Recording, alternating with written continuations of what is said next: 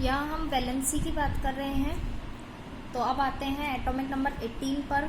इसकी last shell में 8 electrons हैं, तो इसको ना तो किसी को लेना है ना किसी को देना है, बिकॉज ये फिल्ड है ऑटोमेटिकली, तो इसकी वैलेंसी हो जाएगी 0। क्लियर। अब हम बात करेंगे 17 क्लोरीन की। क्लोरीन की आउटर मोस्ट शेल, बाहर की शेल में 7 इलेक्ट्रॉन्स हैं। तो 7 इलेक्ट्रॉन्स का मीन है इसको 8 कंप्लीट करने हैं 8।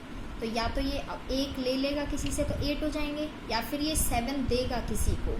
तो 7 देना इजी नहीं है, किसी से 1 लेना इजी है, तो इसकी वैलेंसी हो जाएगी 1। अब ये किसी से ले रहा है, इसका mean -1। Clear. Next sulphur, last shell में 6 इलेक्ट्रॉन्स हैं। 6 इलेक्ट्रॉन्स देना इजी नहीं है, 8 करने के लिए 2 इलेक्ट्रॉन्स लेना इजी है, तो इसकी वैलेंसी हो जाएगी -2। ये तरीका तो बहुत इजी है, आप इलेक्ट्रॉनिक कन्फिगरेशन लिखना और आपको डायरेक्ट पता चल जाएगा लास्ट शेल में कितने इलेक्ट्रॉन है, कंप्लीट करने के लिए लेना है या देना है। दूसरा, बिकॉज ये साइंस है तो इसमें फॉर्मूला भी होगा। तो इसका फॉर्मूला कुछ ऐसा है कि अगर लास्ट शेल में 8 इलेक्ट्रॉन्स हैं तो वैलेंसी 0 होगी। ये ध्यान रखना, अगर लास्ट शेल में 8 इलेक्ट्रॉन्स हैं तो वैलेंसी 0 होगी, क्योंकि उसे नीड नहीं है। अगर लास्ट शेल में लेस देन 4 इलेक्ट्रॉन्स हैं, मतलब 4 से अगर कम इलेक्ट्रॉन हैं, तो जितने इलेक्ट्रॉन हैं वैलेंसी उतनी ही होगी, सेम होगी। अगर 1 इलेक्ट्रॉन है तो वैलेंसी 1 ही होगी, 2 है तो वैलेंसी 2 ही होगी, 3 है तो वैलेंसी 3 ही होगी, क्योंकि 1 है तो वो 1 दे देगा, 2 है तो 2 भी दे देगा, 3 है तो 3 भी दे देगा। लेकिन अगर वैलेंसी 4 है, जो एक पूरा इस 4 वैलेंसी 4 होने पर, एक तो पूरा चैप्टर ही है क्लास 10th में ओनली वैलेंसी 4 होने पर, कि अगर वैलेंसी 4 है तो क्या होगा, क्योंकि 4 ही इसको और चाहिए और 4 ही इसके पास हैं, तो या तो ये 4 देगा या ये 4 लेगा, क्या करेगा ये।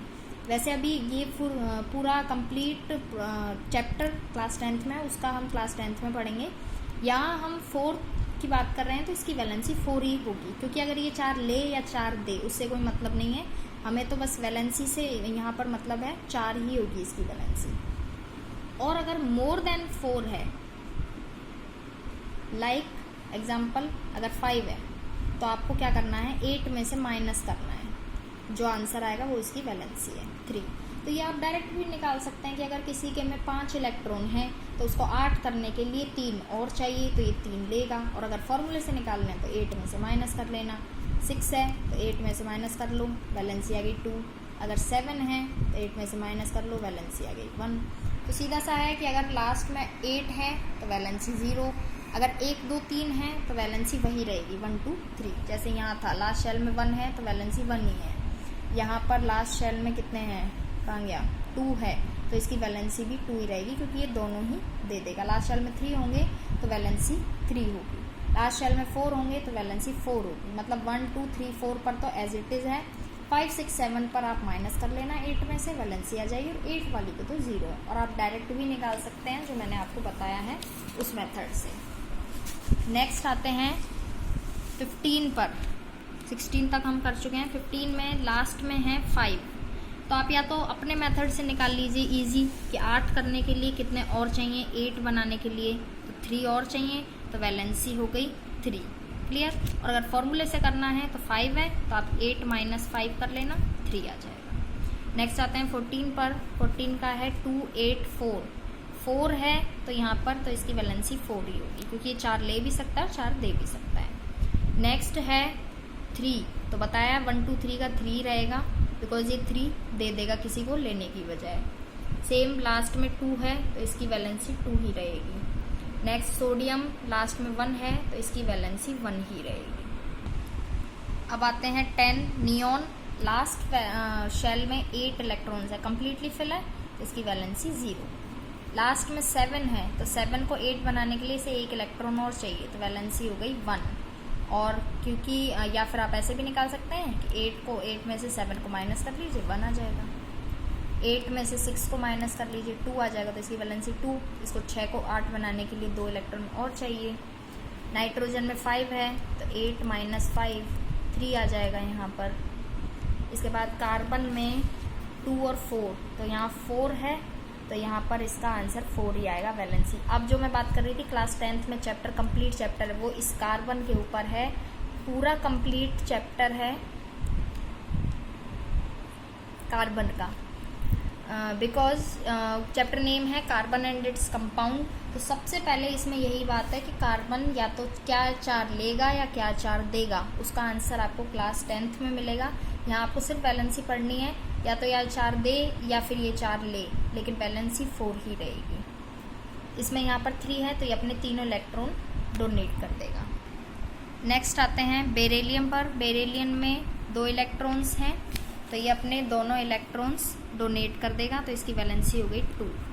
यहाँ पर 1, तो इसकी वैलेंसी होगी 1। यहाँ पर ये 2 हैं तो ये दोनों ही दे सकता है, तो इलेक्ट्रॉन वैलेंसी होगी 2, और यहाँ पर ये 1 है, ये भी 1 दे देगा, तो वैलेंसी होगी 1। अब आपका वर्क क्या है, आपको ये काम कैसे करना है। सबसे पहले आप एटॉमिक नंबर लिखेंगे 1 2 3 4, नेम लिखेंगे, साइन लिखेंगे, इसके बाद आप ये डायग्राम बनाएंगे कंप्लीट, और इसके बाद यहाँ पर फिर इलेक्ट्रॉनिक कन्फिगरेशन लिखेंगे, और लास्ट में यहाँ पर ऊपर डाल लेना वैलेंसी, और आपको उसको साथ के साथ आपको उसकी वैलेंसी लिखनी है। तो ये आपको 1 से लेके 20 तक कॉपी में करना है एज इट इज़, क्लियर। और आपका जब भी होमवर्क सबमिट कराने का डे होगा थर्सडे, आपको ये कंप्लीट इन PDF, आपको PDF में ही सबमिट करना है, बिकॉज सभी के मैसेजेस आगे पीछे आते हैं तो पता नहीं चलेगा किसका मैसेज है, किसने किया है, किसने नहीं किया है।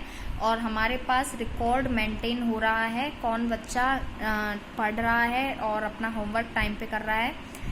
याद रखना, आपके जो PA1 होंगे या FA1 कुछ भी कह लीजिए, फर्स्ट सेस्ट जो भी होगा आपका, उसके मार्क्स कम्प्लीटली इसी पर डिपेंडेंट हैं। तो आपको बिल्कुल भी केयरलेस नहीं होना है इसके लिए, और आपको ये वर्क कंप्लीट करना है। आप पहले समझ लेना, और इसके बाद बिना देखे आप इनको खुद बनाने की प्रैक्टिस करना। और मेनली ये बिल्कुल नहीं बनेगा जब तक आपको ये सीरीज़ याद नहीं होगी कि एटॉमिक नंबर 1 हाइड्रोजन का है, एटॉमिक नंबर 2 हीलियम का है, एटॉमिक नंबर 3 लिथियम का है। आपको एज इट इज़ ये याद भी करने हैं 1 to 20।